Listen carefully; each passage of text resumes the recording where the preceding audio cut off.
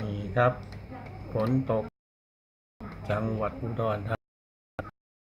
ตอนนี้ผมอยู่ชั้นที่14ของโรงแรมเซ็นทรัลแกรนด์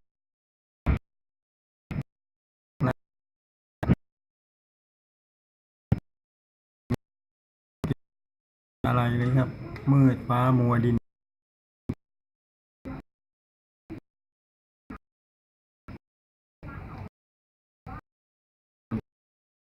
แง่เลยครับเตือนไว้ก่อนนะครับชาวบ้านที่อยู่ละแวกบิ๊กซีนะครับ